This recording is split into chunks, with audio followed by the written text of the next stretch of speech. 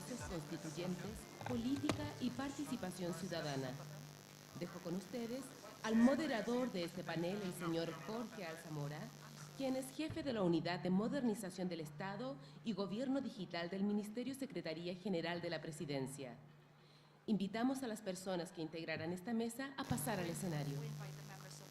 Señora Marcela Ríos, señor Tom Ginsburg, señor Samit Visaraya.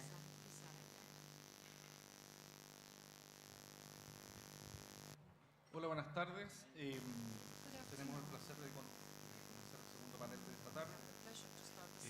Tenía media hora para explicar lo que es modernización del Estado, pero no lo voy a hacer para su flexibilidad. Así que vamos a comenzar directamente con el plato fuerte de esta exposición, que son nuestros panelistas, a quienes agradecemos su presencia. Vamos a ir presentando cada uno de los panelistas a medida que van a hacer sus exposiciones. Y vamos a comenzar con la señora Marcela Ríos, quien es socióloga de la Universidad de York, Canadá. PhD en Ciencia Política de la Universidad de Wisconsin-Madison y es magíster en Ciencias Sociales de la Facultad Latinoamericana de Ciencias Sociales. Es oficial del Programa de Gobernabilidad del Programa de Naciones Unidas para el Desarrollo y va a hacer su exposición desde el podio.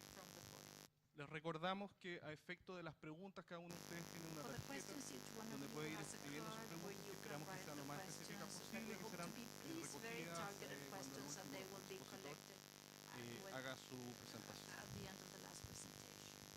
Bueno, me quiero sumar a los agradecimientos de esta mañana por la invitación a la Secretaría General de la Presidencia, a la ministra Rincón, a Pamela Figueroa y a todo el equipo del Ministerio que han hecho posible este debate tan oportuno en nuestro país. Obviamente hay mucha expectación entre muchos de los que estamos acá para iniciar una discusión pública sobre el proceso constituyente, entonces agradezco mucho poder ser parte de esta discusión y contribuir con un granito de arena. Yo voy a hacer algo distinto un poco de lo que se ha planteado esta mañana. Quiero tratar de entregar algunas grandes resultados de lo que ha sido el trabajo que viene haciendo el PNUD en torno a evaluar cómo está funcionando nuestra democracia. En algún sentido es compartir un diagnóstico. El informe de democracia que lanzamos el año pasado está disponible afuera y estamos además prontos a lanzar públicamente, esperamos en los próximos 2 o 3 meses, el nuevo informe de desarrollo humano del PNUD que se ha enfocado en analizar los procesos de politización que se están dando en nuestro país, que entienden, digamos, la politización por la forma en que ciudadanos y élites entienden y participan en los debates públicos. Esperamos que ese nuevo informe también contribuya a entender un poco las dinámicas de relación entre la ciudadanía, las instituciones y las élites. Quiero decir, primero que nada, lo que ustedes muchos saben y quizás varios de los panelistas en la mañana plantearon, que el debate constitucional se da en un escenario particular de nuestra democracia. Es cierto que nuestra democracia está en un momento no de cambio de régimen, no estamos en un periodo de transición, nuestro país no viene saliendo de una guerra civil, ni necesariamente estamos en un proceso de crisis social como ha ocurrido en otros países donde se han producido grandes cambios constitucionales. Ese es un dato de la causa. Pero a nuestra manera de ver también estamos en un momento en que la democracia está fuertemente tensionada. El informe plantea en términos generales que las reglas del juego que se generaron a partir de la Constitución de 1980 y la forma en que se han ido adaptando esas reglas del juego tienen problemas de diseño que hacen difícil la profundización del sistema democrático. Hay muchos ejemplos que tratamos de analizar en el informe. Algunos temas tienen que ver con diseño formal en cuanto a lo que no es el reconocimiento, como plantea el profesor Gargarella, el no reconocimiento de derechos o la restricción de derechos para importantes grupos de la sociedad. Todo lo que tiene que ver con la relación entre el Estado de Chile y los pueblos indígenas es un gran tema pendiente en esa materia. Por ejemplo, hay un problema en el equilibrio de poderes, hacía referencia el profesor Fontaine a esto. Este es uno de los meollos del asunto que se arrastra en el diseño constitucional de nuestra democracia. Tenemos un sistema que está fuertemente sesgado hacia el Ejecutivo en desmedro del Legislativo, pero no es solo que digamos que un poder tenga más que el otro, sino que efectivamente hay una forma, un diseño que tiene problemas que hacen, que dificultan la eficiencia del proceso legislativo a menudo, y que también, a nuestra manera de ver, ha sido una de las razones por que se ha ido debilitando el rol de los partidos políticos en la medida que el foro de deliberación democrática por excelencia, que es el Congreso, tiene facultades atrofiadas y por lo tanto no permite que los partidos cumplan un rol relevante de representación de intereses. Tenemos, como ustedes saben, hay una comisión que está estudiando ese tema y ha planteado reformas hace poco, y tenemos ciertamente bloqueos formales de representación, no solo en lo que era el diseño, digamos, del sistema electoral, pero también todo lo que es y que se ha discutido ampliamente respecto del veto excesivo de las minorías sobre las mayorías, en particular la institución de los quórums calificados y sobremayoritarios. Acá está el profesor Lucas Sierra, que ha trabajado y estudiado largamente ese tema. Y también tenemos temas pendientes en términos de diseño en lo que es el sistema de financiamiento de la política. Estos son algunos de los ejemplos de los problemas en diseño de normas e instituciones que nosotros encontramos que hacen difícil el funcionamiento adecuado de nuestro sistema democrático. Pero también tenemos problemas no solo en el diseño, en las normas y en las instituciones, sino que también en las prácticas. Y ahí ciertamente las dos grandes áreas que nosotros analizamos en el informe tienen que ver con el ejercicio efectivo de derechos, ya más allá, digamos, de la negación o reconocimiento formal, con impedimentos informales o de la práctica que hacen que el ejercicio de derechos de importantes sectores de la sociedad sea restringido y tengamos lo que nosotros planteamos en el informe, una otra desigualdad que tiene que ver con la participación, con los derechos civiles, con los derechos políticos y también con los derechos sociales y económicos.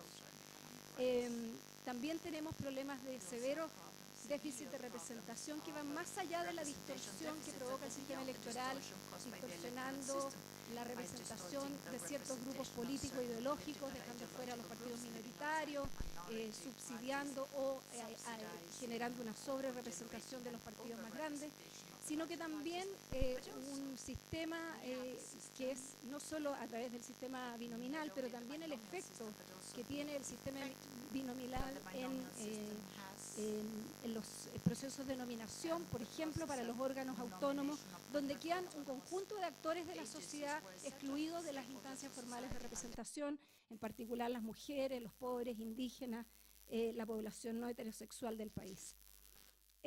Tenemos, como ustedes todos saben, una participación formal, política, decreciente, y eso es uno de los temas que más se conoce, pero esto es un relevante área del diagnóstico del tipo de sociedad y democracia en la que estamos. Tenemos desde 1989 hasta ahora una decreciente participación de los ciudadanos y ciudadanas en los procesos electorales. Cuando mostramos este gráfico siempre me gusta mostrar y decir, digamos, reiterar que el cambio de voto voluntario, del voto de la inscripción, digamos, y de voto que ocurre a finales de la década del 2010 no es lo que provoca la pendiente ni la caída, la acentúa en las municipales del 2012, pero como ustedes pueden ver, la pendiente, la baja en participación se viene produciendo desde mediados de los mid-90s and it has not been reverted, neither by that reform nor by any other measure. Esta participación decreciente, this decreasing participation, there is a discussion as to whether this is normal or it's the usual thing, if it happens everywhere. Actually, there's many countries and regions where the electoral participation is decreasing, but what the comparative data shows is that the drop of 35 points in 15 years that our country has experienced no está dentro de la mediana ni la media de América Latina ni del mundo, está más bien entre los 4 países donde más cae la participación electoral en el mundo, entre los 2 países donde más ha caído en América Latina. A diferencia de muchos otros países de la región y del mundo donde la participación electoral se ha mantenido igual o está aumentando, independientemente si existe voto voluntario o obligatorio. Respecto del vacío de representación, no voy a ahondar en esto. Ustedes saben las distorsiones que provoca el sistema binominal. Es efectivamente una de las grandes noticias de esta semana, de este mes, de este año, que después de 24 años se haya podido reformar un sistema que sí tenía efectos negativos en términos concretos, si bien no es el causante, digamos, todos los problemas de participación y representación, sí tenía efectos negativos en términos de traducir de una manera adecuada la diversidad de la sociedad chilena en el Congreso y también en términos simbólicos, en la medida que había un cuestionamiento a su legitimidad de origen y que generaba fuertes problemas de competencia electoral. El gran problema, más allá de las prácticas, yo decía, nosotros planteamos que hay problemas de diseño, problemas en prácticas e implementación de diseños, y además tenemos otro problema, nuestra democracia, que lo hemos discutido esta mañana, pero también largamente en los últimos años, que tiene que ver con el deterioro de la confianza en las instituciones y con la legitimidad que tiene la esfera política en términos generales, los actores de la política tradicional y las instituciones formales de la democracia representativa. Tenemos una baja, si bien se da la paradoja que los chilenos y chilenas cada vez aprecian y valoran más la democracia, o sea, no tenemos una situación donde los ciudadanos y ciudadanas crean que necesitan un régimen alternativo, ni que es justificable un régimen autoritario, todo lo contrario, los ciudadanos muestran cada vez más que valoran el sistema democrático en términos de principio. Pero cuando preguntamos por su satisfacción con la democracia realmente existente, esa satisfacción cae al 40%, y si desagregamos este dato por estratos socioeconómicos, vemos que el 80% de los pobres, de quienes están en situación de pobreza, están insatisfechos con el funcionamiento de la democracia. Entonces tenemos ahí una satisfacción que está también a la baja con la democracia. Y la confianza, como ustedes saben, en los partidos políticos es una de las cosas que ya hemos terminado naturalizando como parte de nuestro escenario. Pareciera que también es algo habitual de cualquier sistema democrático. América Latina es considerada la región del mundo donde los partidos tienen la menor valoración a nivel comparado, y dentro de América Latina Chile es uno de los países que ha experimentado la baja también más importante durante los últimos 20 años. Lo mismo ocurre con el Congreso. En el Congreso la situación es aún más dramática. En 15 años se ha disminuido en 22% la confianza en el Congreso. Es probable que estos últimos datos que están en esta encuesta son del 2013. Es bien probable que después del escándalo que hemos tenido durante los últimos meses de financiamiento de la política, estos indicadores sigan cayendo, digamos. Todo parece indicar que así va a ser.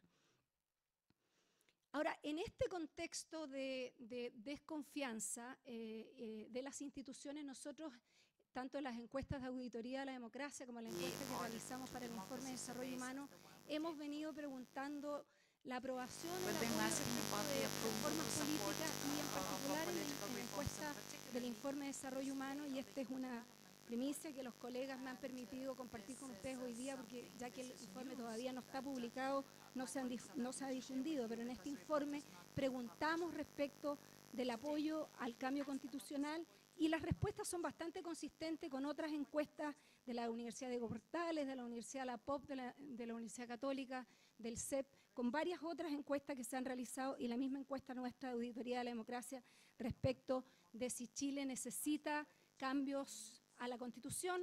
Aquí se le daba a las personas las opciones, ustedes, profundos, cambios moderados, no se necesitan cambios, no sabe, no responde. El 66% de los chilenos y chilenas dice necesitamos cambios profundos a la Constitución política, el 20% que necesitamos cambios moderados, solo el 5% dice que no necesita cambios en nuestra Constitución política.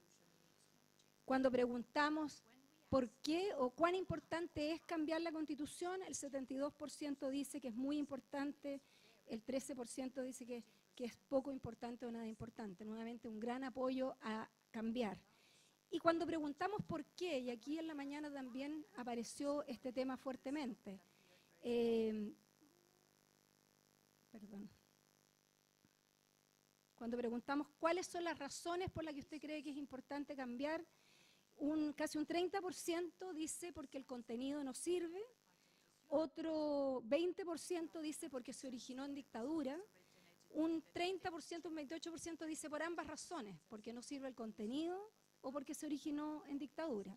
Entonces hay temas de evaluación, digamos, de forma, de contenido, pero también hay un fuerte cuestionamiento a la legitimidad de origen que sigue siendo parte del imaginario de la ciudadanía. Como decía Arturo Fontaine recién hace poquito rato, es probable que eso nunca vaya a cambiar, porque todo aquello que asociamos con ese periodo de división, ese periodo traumático para el país y con una dictadura militar, es probable que siga estando en el imaginario colectivo asociado a algo negativo.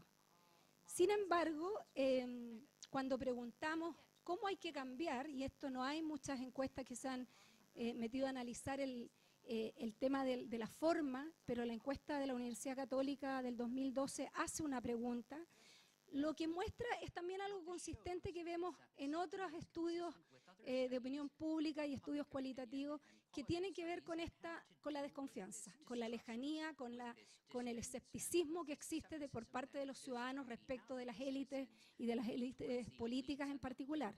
Cuando pregunta la Universidad Católica quién debe realizar el cambio constitucional, las opciones que se entregan son que la ciudadanía decida votando a favor o en contra de dichos proyectos, casi el 90% está a favor de esa opción, y que el Congreso como representante de la sociedad decida a favor o en contra de dichos proyectos, el 11%. Quiero cerrar to wrap up with an analysis of all these issues and the details of the proposals we've made is seen in the report. I obviously don't have enough time to go into depth in the diagnosis, but what I've wanted to propose are some central points to think of the challenges dedicated to the constitutional debate. Now, in our way of seeing things, first of all, there are some challenges that are related to the elites and citizens. Even though these aren't material of the constitutional debates on behalf of the experts or how constitutional changes are made, we believe that it's a political challenge of first level to keep this in mind. Also, we must recall that any change or writing of the Constitution or process that's carried out, however it may be carried out, should focus on legitimacy, not only on legitimacy of origin, but current legitimacy. Therefore, this is a process that has to consider rules and procedures that are recognized symbolically by a vast majority as fair. People should feel that the procedures through which the constitutional order will be changed are fair. There must be a deliberation on the ways, on the depth and the manner of this is carried out, and what we have today are under question and they're not used by citizens.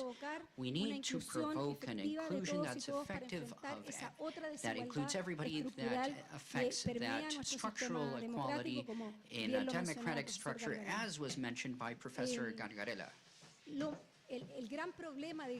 Now, the great challenge to tackle these problems of legitimacy has to do with the structural problem that is imbued with the legitimacy of participation. There's no interest of the majority of people of participating, and in this sense, we must also keep in mind that we have very little trajectory or historical trajectory in the use of participation instruments. Therefore, we have a doubly challenging objective. However, we believe that we understand the constitutional process is an opportunity and that this opens to the elite the opportunity to recover trust and legitimacy. Now, from the political point of view, we believe, just as is seen in the report, that effectively the rules of the game that we're using are actually out of disuse. They're not according to today's society and not according to a democracy of the 21st century. Therefore, we need new rules of the game. There's a political problem, of course, related to the time and the urgency. The public debate holds this urgency, and this can always change its urgency. The economical situation may be more important. Education, health, the recognition of civil rights. There are always topics that are immensely more important in terms of what the public debate can see instead of modifying the rules of the game for a democratic system.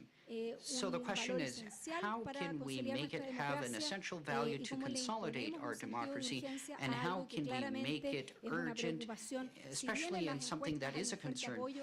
Even though the surveys show a strong support, it does not mean that we will have 500,000 people protesting in the streets. Now, the debate in the morning, and I'm sure the debate in the rest of the day shows a strong tension between the concerns of the elites of the constitutional process and the concerns of the citizens. This is more of a personal thought.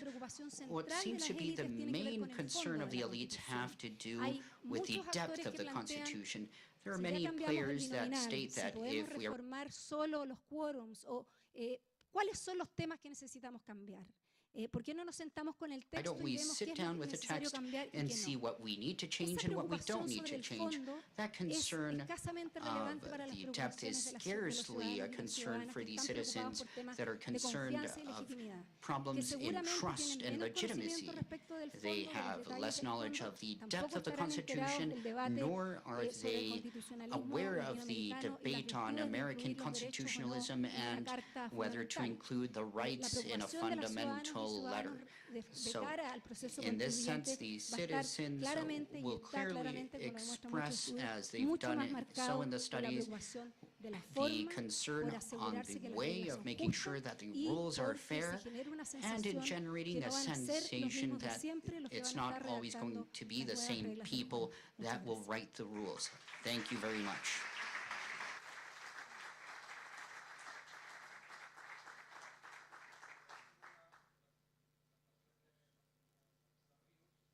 Recordamos que las preguntas podrán ser realizadas We'd por like escrito to en las remind everybody imágenes that que you tienen can write cada down your uno de questions ustedes. on Serán the recolectadas papers you have in durante front of me, and they'll be gathered at the end of the presentation. próximo Our expositor next speaker es el señor is Mr. Tom Zinsberg, who is a lawyer and professor of international law and political sciences of the University of Chicago. He's a doctor in jurisprudence of the University of Berkeley, and he currently co-directs the Compared Constitutions projects, especially in the study of the Iran-US war. Among his books, we include the judicial revision of new democracies and the policies of courts and authoritarian rules. Thank you very much. The floor is yours. Muchas gracias a usted. Excúsame porque no hablo español, so I must speak in Así que English. debo continuar en Very inglés. sorry. Pido muchas I'll try to speak disculpas. very Voy a slowly, tratar de hablar and, I know lentamente. there's translation Sé que available. hay una muy buena traducción. Now, I'm from the Ahora, University of Chicago, provengo de which la has a Universidad de very Chicago, que specific meaning tiene here in un Chile. significado muy especial en Chile, muy But, específico. I'm not a Ahora, macroeconomist. no I soy un study macroeconomista y constitutions, yo so my estudié views las may be different constituciones y from mis some of my visiones colleagues. quizás sean My distintas project a mis looks at colegas. Mi constitutions proyecto all ve around las the world, constituciones every de alrededor del country mundo, since todos los 1789. países desde More than 900 something 1789, constitutions, thousands of más de amendments. 900 constituciones y miles de enmiendas. Estamos estudiándolas sistemáticamente, utilizando métodos de ciencias sociales para aprender lo que se pueda acerca de la formación de constituciones mediante idea internacional. Hemos trabajado también con otros países que están redactando sus nuevas constituciones. Por ende, mi trabajo hoy es no contarle acerca de Chile, de lo cual ignoro mucho. Más bien, les voy a traer una perspectiva comparada para ver cuáles son las experiencias del resto del mundo y cómo puede informar el proceso chileno. Como saben, cada país es único. Cada situación política tiene sus propias características y dinámicas. Pero ciertas situaciones y ciertos problemas son recurrentes una y otra vez en distintos contextos. Y yo sí creo que es posible aprender de la experiencia comparada. Chile es lo que yo llamaría, o digamos la Constitución chilena es lo que yo llamaría un ejemplo de algo que se llama una constitución autoritaria transformacional. Es algo muy poco común. Hay solamente unos pocos países que tienen situaciones similares. ¿Y a qué me refiero con una constitución transformacional autoritaria? Es una constitución que es adoptada para transformar la sociedad y en nombre de volverla a la democracia. Cada dictadura, cada gobierno militar dice, vamos a volver a la democracia, pero no todos lo hacen. Así que la idea es gobernar de una forma temporal, ¿verdad? De una forma autoritaria, pero transformar la sociedad en llevar ciertos principios a la Constitución. Por lo tanto, la Constitución debe fijar ciertos puntos. El profesor Gargarella habló del precompromiso. Ahora, mientras se van los políticos, las políticas se quedan.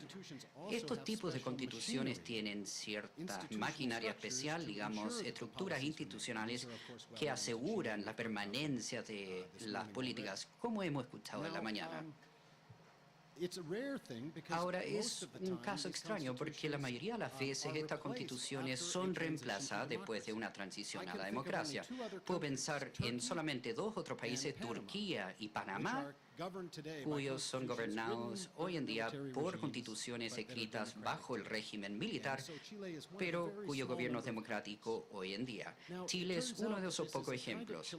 Ahora, es una característica chilena porque la mayoría de los países, o muchos países, cuando uno cambia el régimen de democracia a dictadura o viceversa, uno cambia la constitución. Brasil, por ejemplo, cada vez que hay un cambio en el tipo de gobierno que tienen, hay una nueva constitución. Chile es lo opuesto. Como saben, en 1832, en 1925, estas constituciones, como escuchamos en la presentación histórica de la mañana, gobiernan ciertos regímenes y ciertos cambios en niveles de democracia. Por lo tanto, no es sorprendente que la Constitución de 1980 también conlleva estas características, tal como escuchamos en la mañana, también se enmendó frecuentemente. Ahora, la pregunta ¿es la misma Constitución después de tantas enmiendas? Hay un filósofo, el señor Parfet, que pregunta un planteamiento muy importante. Supongamos que hay un doctor, un cirujano, y él llega a un paciente y todos los días, por 100 días, saca un pedacito del cerebro y coloca una parte idéntica en reemplazo. Al final de este proceso no queda ni un tejido original. ¿Es el mismo cerebro o es el mismo cerebro? ¿Es la misma constitución o es una constitución distinta? Bien, no sé cómo referirme a los cerebros, pero sí sé cómo referirme a las constituciones. Si uno cambia cada provisión, sigue siendo la misma constitución. ¿Por qué? Porque las constituciones son mucho más que tecnologías de gobierno, mucho más de conjunto de instituciones, a pesar de que son eso, tienen un significado simbólico y un significado histórico. Las constituciones son historias. En ese sentido, no hay forma de evitar un nacimiento de la Constitución a pesar de que uno cambia cada provisión. En este sentido, no es una idea loca cambiar la Constitución dándole un nuevo nombre, aun si se mantienen todas las provisiones o estipulaciones. Por lo tanto, puede existir un valor simbólico importante en este proceso. Ahora, ¿cómo se debe realizar si es que desean hacerlo? Hay mucho debate. Yo sé que en Chile hay un debate entre el modelo constituyente y la reforma. Los que promueven el modelo constituyente dicen que es lo mejor. También hay argumentos que presentaron en la mañana acerca de la nueva legislación. Ahora, cuando uno ve este punto sistemáticamente, todos los procesos constituyentes que estudiamos, casi un tercio de ellos son creados a través de una asamblea constituyente, otro tercio por otros procesos y otro tercio por un proceso legislativo. Es difícil contar estos puntos porque a veces hay asambleas constituyentes que se autodeclaran la legislación o legislación que se transforma en asamblea constituyente. Por lo tanto, es un poco más complicado. Pero lo que sí podemos hacer al examinar todos los casos es comparar. Si uno produce una constitución en base a una asamblea constituyente comparada a una legislación, ¿son distintas? Al examinar muchos casos, no parece existir diferencias significativas. Anteriormente escuchamos un argumento hecho por Jan Elster que no debe utilizarse la legislación. Su argumento es que si se utiliza la legislación va a aumentar demasiado su poder. Eso es algo que él pensó, ¿verdad? Él estaba pensando de un punto de vista de interés en la Constitución, pero cuando vemos todos los países no vemos eso. Vemos, de hecho, que el nivel de poder legislativo en procesos que son producidos por asambleas constituyentes es mayor que aquellos producidos por las legislaturas. No son grandes diferencias, no son significativas. Sino el número de derechos en la Constitución son casi iguales. Ambos de esos procesos, Asamblea y Constitución Legislativa, tienen constituciones muy parecidas, comparado especialmente a aquellas prominentemente del Poder Ejecutivo. Lo que dice la evidencia es que no importa tanto si que se utiliza una asamblea constituyente. Obviamente uno tiene que decidir algo que puede calzar con Chile. La pregunta clave, sin importar el modelo, es distinto. Y eso tiene que ver con el tema que hemos escuchado todo el día acerca de la inclusión. Yo a veces digo que la Constitución es un doble contrato. Son dos cosas a la vez.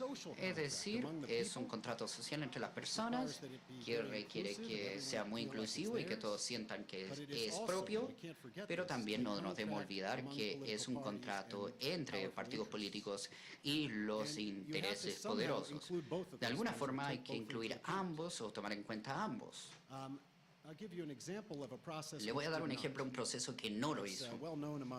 Es muy conocido por los estudiantes de constitucionalismo, pero Islandia tuvo una gran crisis financiera el 2007-2008 y decidieron que necesitaban una nueva constitución. Ellos tuvieron un proceso donde tuvieron constituyente, una agencia constituyente elegida públicamente. Islandia es un país muy bien educado, todos son de clase media.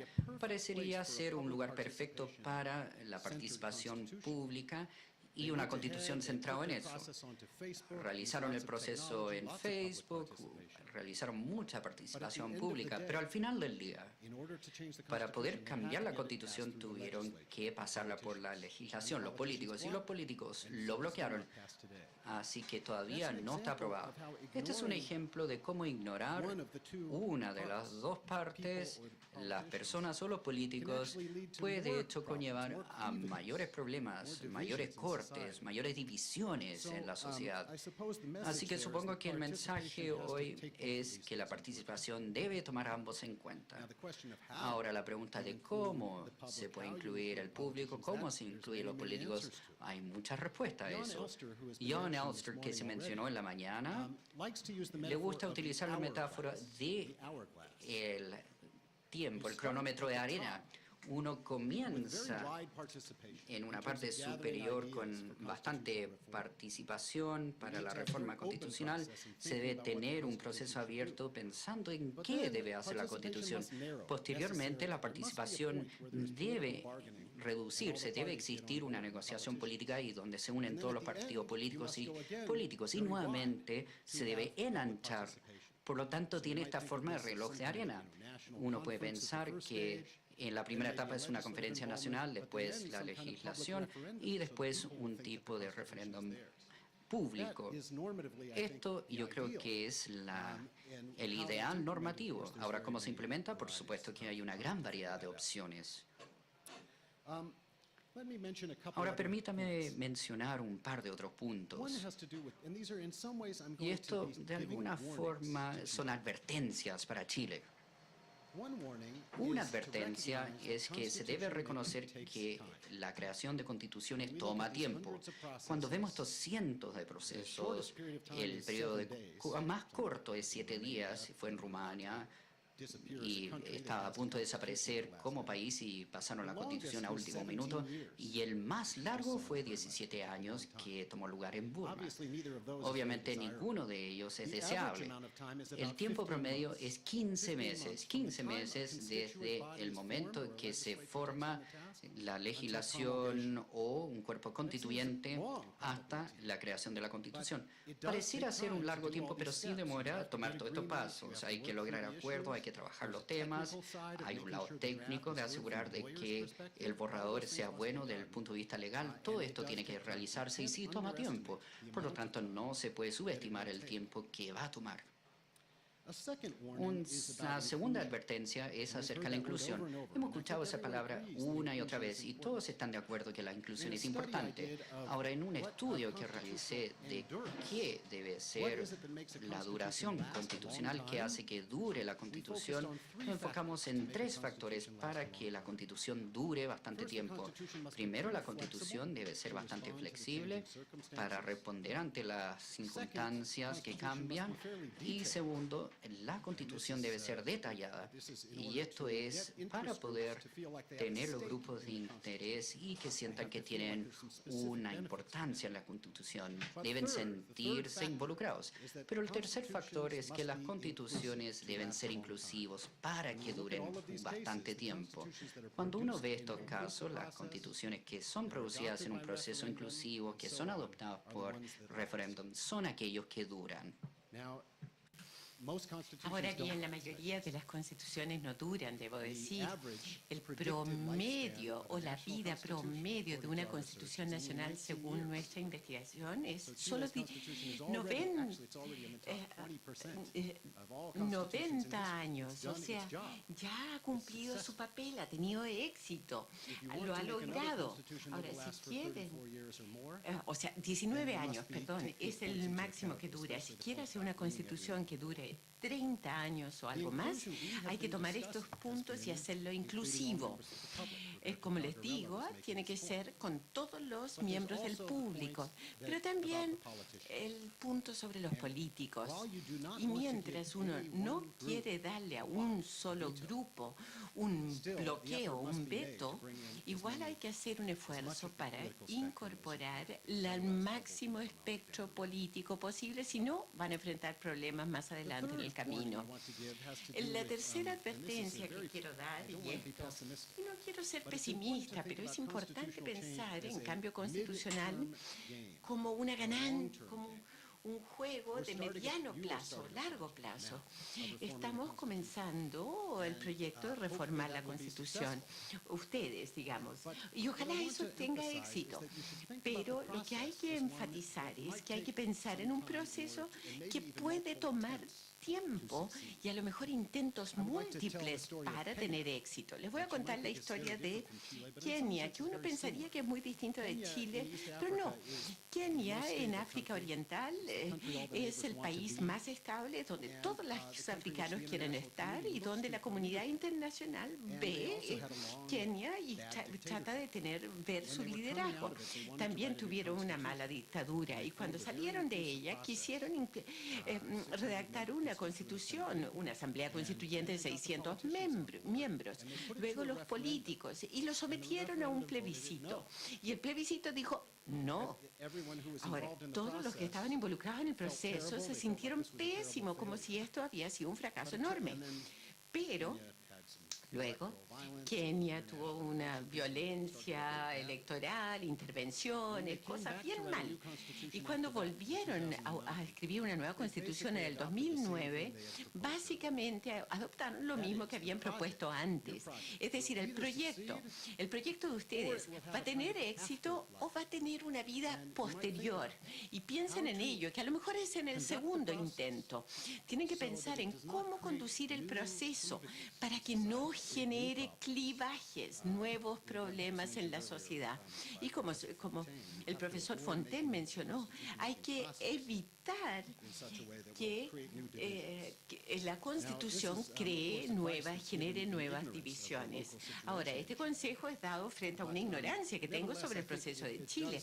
Sin embargo, sí refleja una especie de sentido que hemos aprendido de estos procesos del mundo y en cierta forma es muy consistente con lo que hoy escuchamos esta mañana de los aportantes chilenos. Gracias por su tiempo y espero con interés el periodo de discusión.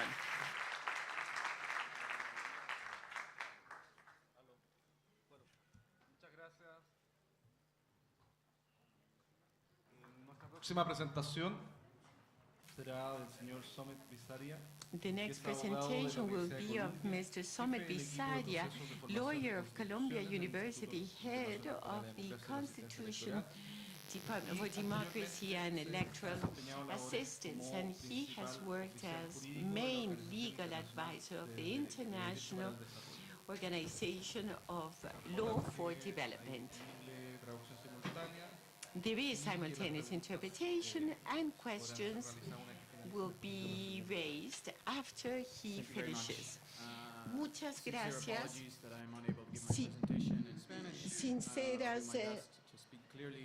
Sinceras disculpas, voy a hablar. Primero gracias al gobierno de Chile. Es un gusto estar de vuelta en este país tan fantástico y como se dijo, mi nombre es Somet Bisaria. Pertenezco a una organización internacional, IDEA, que está fundado para sustentar la democracia. Y para eso hay que ver el cambio constitucional. Entonces, he dedicado este tiempo viajando por el mundo y analizando con distintos países en cómo están tratando de lograr el cambio constitucional. Un tema común es que desde Nepal a Noruega, a Estocolmo, a Túnez, el rol del ciudadano en el cambio constitucional se ha convertido en una tendencia y preocupación crecientes. Y voy a hablar de por qué eso es así. Pero antes de hacerlo, quisiera comenzar diciendo que olvídense sobre la política, sobre valores democráticos, el poder constituyente. Olvídense de la Constitución por un segundo. Pensemos en alguna vez en la vida personal o profesional de ustedes se haya tomado una decisión sobre su vida y esa decisión se tomó sin la participación de ustedes. Puede ser algo tan pequeño como qué va a comer esta noche, o puede ser tan grande como que la gente decida qué carrera tiene usted que estudiar. O sea, primero uno siente ira y frustración pero es el proceso del cual fuimos excluidos lo que más nos enoja. Lo mismo cuando el profesor Valenzuela describe la Constitución como las reglas del juego. Si digo que usted y yo vamos a jugar un juego y yo voy a decidir de las reglas y usted no tiene opción sino jugar el juego, usted tendría que tener sospecha de que a lo mejor esas reglas fueran hechas contra usted. Sospecha, ira y frustración, o enojo y frustración, también está presente en países donde la gente ha quedado fuera del proceso de cambio constitucional. ¿Qué quiere decir participar en el proceso constitucional? Quiero primero ver el rol del ciudadano. Y este rol del ciudadano quiero dividirlo en 5 roles que juegan los ciudadanos en el cambio constitucional. Esos 5 roles son el iniciador, o sea, alguien ha sido llamado para el cambio no viene de cualquier parte, a veces son los políticos que inician este llamado al cambio, o a veces viene de los ciudadanos. El ejemplo más reciente es Túnez, donde hubo una movilización masiva, donde el llamado más fuerte y unificado es que la gente quería una nueva constitución. Eso fue en Túnez. El rol más común del ciudadano es un selector, en vez de ser escritor. aprobador o redactor de la Constitución. Seleccionar quién, por ejemplo, seleccionar una asamblea constituyente con un mandato único y claro de redactar una nueva Constitución. O a lo mejor encuentran que su rol en el Congreso es que el Congreso asuma entonces el papel de cambiar la Constitución, y a veces el selector o seleccionador tiene un rol muy indirecto. En India o en Estados Unidos fue las legislaturas estatales que eligieron a las personas redactoras de la Constitución. Ahí tenemos al ciudadano como selector. También tenemos el rol del ciudadano como el aprobador o rechazador, ¿no es cierto? La Constitución va a un plebiscito y el ciudadano dice sí o no. No tienen rol para decidir cuál es el fondo de los cambios constitucionales, sino solo aprobarlo o rechazarlo. Cuarto, un rol creciente que vemos que el ciudadano es un asesor. En el proceso que mencionó Tom, donde se estableció una comisión en Kenia que pasó por todo el país para recolectar ideas, pensamientos, visiones, y lo expresó en un informe que iba a los redactores de la Constitución. Ahí el ciudadano es un asesor, participa en audiencias públicas, presenta opinión, pero son los políticos los que deciden escuchar o no ese consejo. Y finalmente tenemos el caso del ciudadano como autor. Entonces, por ejemplo, en Irlanda actualmente hay una convención ciudadana donde al ciudadano se saca a lotería, digamos, o sea, y esos ciudadanos que fueron elegidos por simplemente lotería son los que se constituyen para redactar el fondo de lo que constituye el cambio a la Constitución. Estos son los 5 roles que vemos en los ciudadanos en un cambio constitucional. Y dos breves notas sobre eso. Claramente los ciudadanos juegan más de un rol, o sea, puede elegir al Congreso, que a lo mejor el Congreso es quien redacte la nueva Constitución, y luego hacer el rol de aprobador o rechazador. Y luego el rol de una parte del proceso también puede afectar el rol de la otra parte del proceso, puesto que hemos hablado de John Elster, él habla de restricciones aguas abajo. Es decir, cuando los políticos saben que la Constitución va a un plebiscito, es improbable que propongan cosas que vayan a fracasar en un plebiscito y que sea rechazado. O sea, entonces son más cuidadosos en sus propuestas. Esos son los roles de los ciudadanos. Ahora, en cuanto ¿cuándo vemos estos roles? Claramente, cuando hay una nueva nación, es decir, hay una independencia, India se independizó, o el Sudán del Sur, que se independizó en 2011, o Escocia, si hubiese logrado independizarse en el Reino Unido, claramente ahí se necesita una nueva constitución. Y ahí es hacer la constitución en lo que Thomas Paine llamó constitución, donde no es un acto del gobierno la constitución, sino que es un acto de las personas que crean un gobierno. Y eso ocurre cuando nace a la luz un nuevo país. Pero, ¿qué pasa con el cambio de constituciones ya existentes? Bueno, estos están contemplados con enmiendas en la misma Constitución y varía de un lugar a otro. Entonces, por ejemplo, en Chile el proceso de enmienda es que se tendrá al Congreso a proponga y pase la enmienda, y ahí el ciudadano va a actuar como elector. En 1980 el ciudadano actuó como aprobador del plebiscito.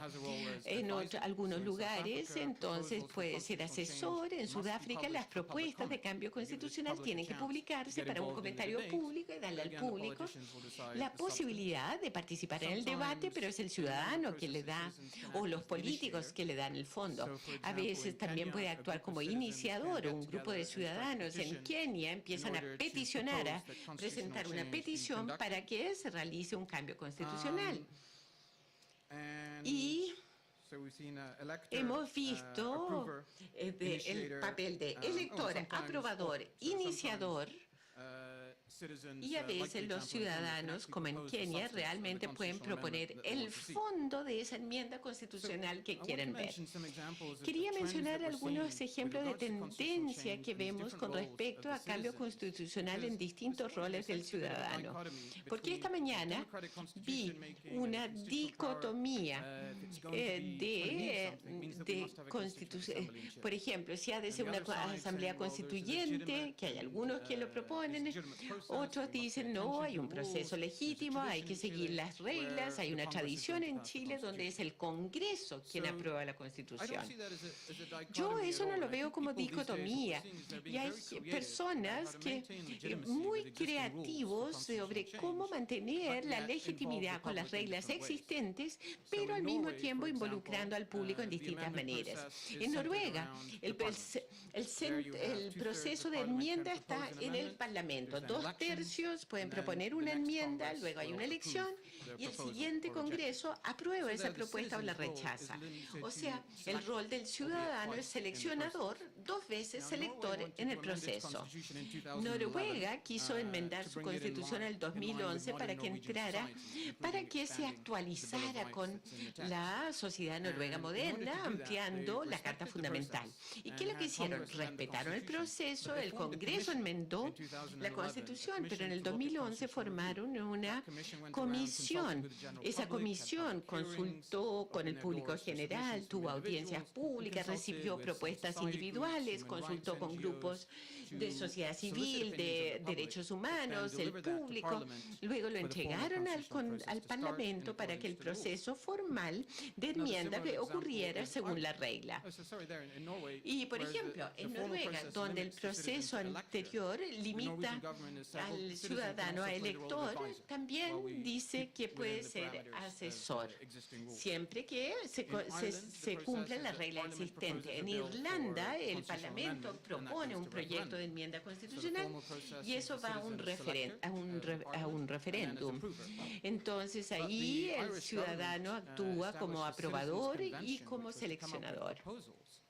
Y la idea, también el Parlamento irlandés hizo como una comisión, una convención ciudadana. Entonces las propuestas de los ciudadanos en esa convención fueron al Parlamento para ver la enmienda.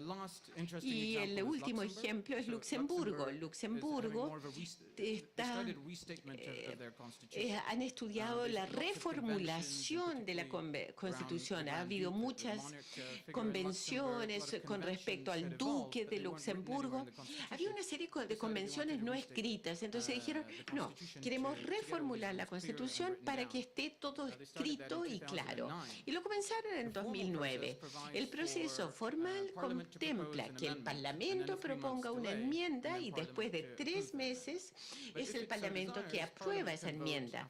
Pero si quiere, el Parlamento puede votar después de la primera propuesta para que esta propuesta vaya a un plebiscito. Entonces, al reformularla, ven que estos temas son temas serios que afectaban a los ciudadanos, no era una reformulación. Entonces, por eso decidieron, por ejemplo, la participación del ciudadano extranjero y ciertas reglas lo enviaron a un plebiscito para ver cuál era el rol de un participante extranjero. Y avanzando entonces de esos ejemplos, eso se está convirtiendo en una tendencia general y es interesante ver por qué esa tendencia ha sucedido, por qué más procesos involucran al público en distintas maneras. Y una razón es muy obvia, las comunicaciones, la información es tanto mejor en el Chile del 2015 que de 1833. O sea, hay una población más informada, más educada, el transporte hay por todo el país, o sea, el tipo de participación de hoy día no era posible 100 años atrás. Y eso queda muy patente. Ahora creo que hay otra razón que llega a mayor profundidad que eso. Tom mencionó esta idea de que hay que involucrar las élites y los ciudadanos. Y existe una escuela de pensamiento que dice que el involucramiento de la élite es más importante porque es la élite, los partidos políticos, los intereses de negocios y los grandes operadores del sistema. Si no lo involucra, si no involucra a los operadores del sistema en el diseño del sistema, entonces el diseño va a fracasar. El ejemplo que dio de Tom de Islandia es una lección. No solamente que hay que involucrar a los políticos, sino que ellos rechazaron los políticos. En ese sentido, Islandia rechazó el involucramiento de los políticos, por lo tanto, no permitieron que los miembros de partidos políticos llegaran a elecciones. Lo que estamos viendo hoy es que los ciudadanos están más y más involucrados en la operación del sistema. Hay más oportunidades de involucramiento directo, hay sociedades civiles organizadas para que los ciudadanos y la élite es operadora de ese sistema de gobierno. Una razón que estamos viendo esta tendencia de expansión de participación pública es no solamente que legitima el proceso, sino que las personas pueden trabajar en el sistema. En las sociedades divididas, donde se tienen diferencia y los grupos traten de unirse para coexistir en la sociedad, es muy importante que estos ciudadanos se vean como operadores del sistema, sujetos, además de simplemente objetos de un documento que se está redactando. Creo que voy a cerrar en ese punto y espero que tengamos una discusión al final de esta sesión.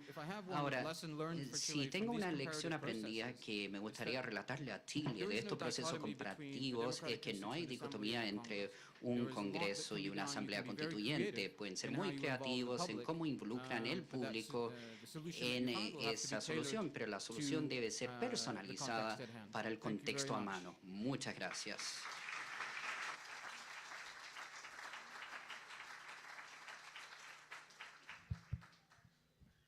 Le damos las gracias a todos nuestros expositores. We'd like to thank our speakers, and I'd like to remind everybody that we will have a third session in the evening that shall deal with the constitutional processes under the compared perspective, and we will hear from the cases of Brazil, Colombia, Spain, and Sweden. Now we will hear the question.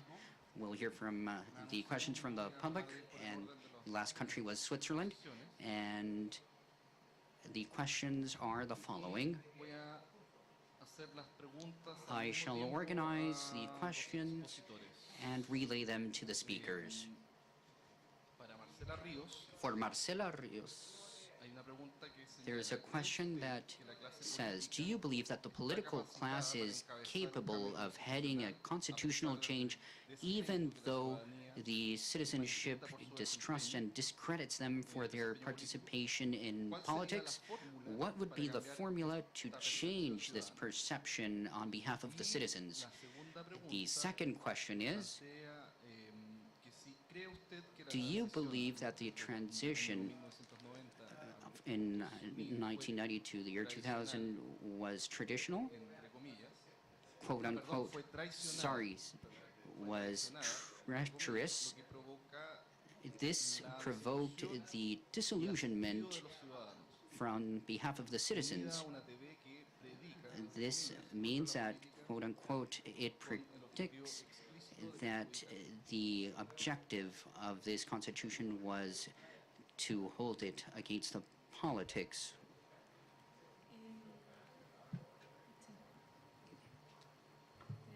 Well then, these are very complex questions. If I could answer both correctly, I would be very famous. Now, I believe it's impossible to think of constitutional process change.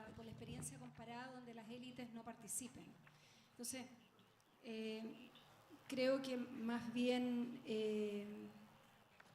no existe una alternativa. I believe that there is no alternative in thinking that we can carry out a constitutional process, generate new rules of the game with the exclusion of the elites. But at the same time, certainly it's important that the elites, and I believe that this is something that does not happen yet, that they notice the depth and the distance they have with the citizens and the institutions. If the elite continues to operate as somewhat far from the problems of legitimacy, then the relation will only worsen. Certainly, we have to search, as the presentation mentioned, we have to search for this point, and we have to listen to the compared experiences. There is a vast array of experiences on the international level that have sought to innovate on how we generate links between citizens and constitutional processes by maintaining the institutions. Therefore, the challenge is to seek a new way of, let's say, understanding. The alternatives aren't just black and white. It's not like let's create everything from scratch, or let's have the same groups as always governing. We have to find a way that's in the middle ground. Now, with respect to distrust and the transition, we believe that there are issues that certainly include the institutional design and the rules of the game have an effect in the distance that the citizens feel from the role of the political parties. But there are other dimensions, other factors that affect this, and they have to do with cultural processes, and that therefore it's not a mechanical thing. The solution in the question of distrust, I believe Professor Ginsburg mentioned time, and that's a key point in understanding that there's no silver bullet. There's not just one thing that you could do that will make trust be included in the process. This gaining of trust is a long process, and I believe it has to start, as we mentioned before, from continuing with referendums, reforms that will improve participation in democracy.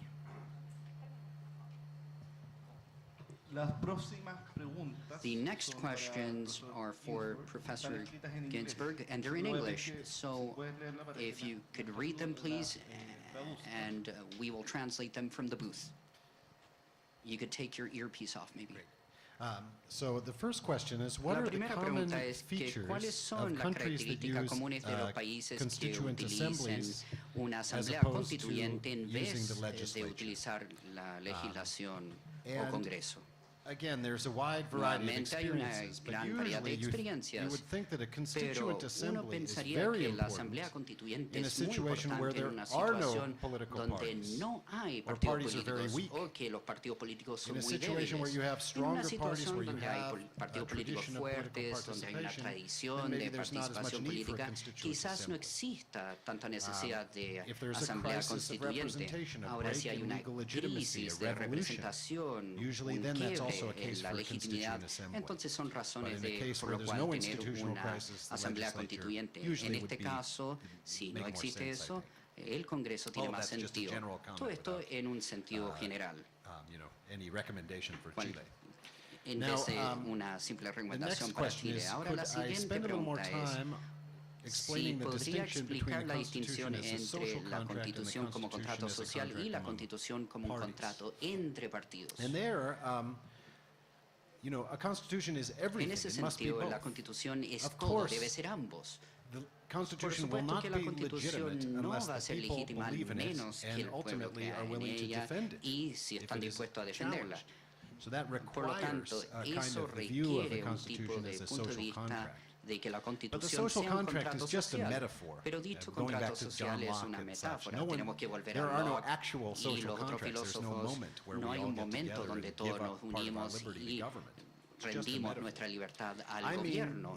Es una metáfora.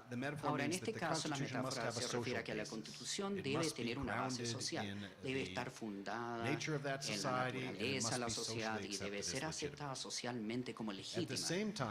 A la vez, la Constitución debe tomar en cuenta el momento de su creación, los intereses políticos potentes que existen en ese momento. Si se ignoran esos, no existiría la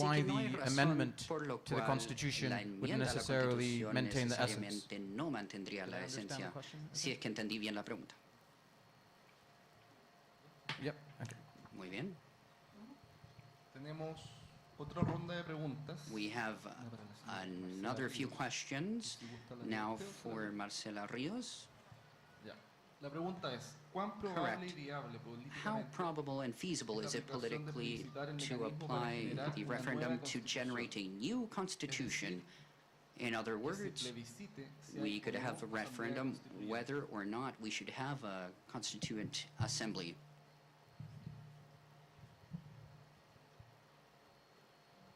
Bueno, entiendo que se me está preguntando por la I viabilidad understand política, no la this is a viabilidad técnica political que question on por feasibility, haber not a escuchado y technical por ya question llevar on varios whether años it's feasible. escuchando debates Now, I've constitucionales, heard many es un gran constitutional tema, debates, es un gran and this tema, is a pero, huge issue, but yo creo que la viabilidad I believe política para that the cambios political profundos es algo feasibility que se for profound construye, que changes is requiere something that is built. liderazgo, It's something that requires voluntad leadership, y goodwill, movilización por parte de la and the ciudadanía. mobilization of Entonces, citizens. si esas tres cosas Therefore, if these confluyen three para hacer things cambios, are se present, pueden hacer we can cambios. carry Si out no changes. existe, Otherwise, if si no these don't existen exist, esas condiciones, es these difícil que se produzcan los cambios. would make Es it very difícil que las difficult to élites, have changes. It's difficult for the elite por sí solas by quieren cambiar las itself reglas del would juego, want to y change uno the de los rules of the temas que yo game, creo que and one of the que issues that ha hecho más lento makes quizás it de lo this que muchos slower quisieran than what avances en everybody cambios would want constitucionales tiene que ver con is que, that como en muchos this otros has to ámbitos, do, nuestra just like sociedad many hay other una areas, débil capacidad our de society has a organización weak capacity colectiva of de la organizing sociedad para itself demandar collectively cambios. to Entonces, creo que demand la viabilidad changes. política So I believe that de political esta fórmula feasibility u of this otras formula or depende other formulas justamente de esa depends capacidad de on that movilización capacity colectiva of de la collective ciudadanía. mobilization of citizens.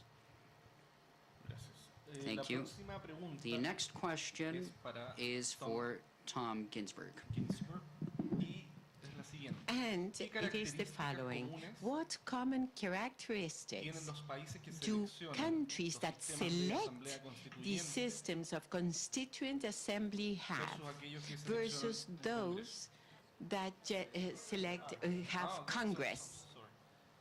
Y la última entonces. And the para last Sumit one Visaria, then is que for dice, Sumit Bisaria saying, ¿considera que el do you plebiscito en consider Chile that the el plebiscito de referendum 1980 en Chile in Chile of 1980 was not approved, quote unquote, because we never knew the true result of the referendum? Well, that's a personal opinion, of course. I'm not an expert on Chile nor in the referendum of 1980, so I apologize, but I really don't know the answer to that question. No sé la respuesta a esa pregunta. No hay más preguntas, así que les damos las gracias questions, so we a los thank each and participantes y a los everyone expositores por sus and the excelentes speakers for presentaciones their excellent presentations. y continuamos en la tarde con el tercer We'll panel, el resume final. this afternoon with the third panel. Agradecemos la participación de todos y todas en esta sesión thank the y los invitamos participation a of un breve everyone, and you are receso invited to donde se les brief ofrecerá un break where snack. you will be, Debido al retraso en el offered a inicio del snack. seminario, regresaremos al último panel aproximadamente en We'll 15 be minutos back a partir de este momento. In Gracias. 15 more minutes.